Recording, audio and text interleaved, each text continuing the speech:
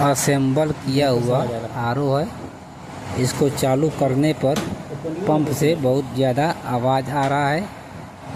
जो booster pump होता है, इसके लिए बूस्टर पंप को खोलने के लिए बाकी का जो फिल्टर है इसको हटाया जा रहा है। उसके बाद बूस्टर पंप को बाहर निकालेंगे और उसका बैरिंग को चेक करेंगे कि क्या दिक्कत है।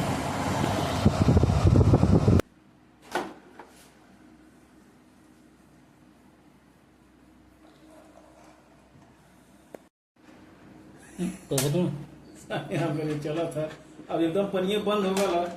नंबर आपका करवा आपका करी कसम अच्छा ला नंबर बतियाला अच्छा।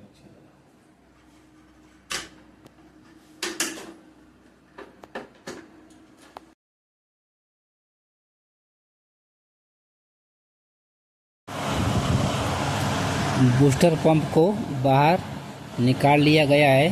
अब इसका हेड को स्क्रू ड्राइवर की मदद से खोला जाएगा। ये स्क्रू ड्राइवर है, इसकी मदद से इसका हेड को खोल रहे हैं।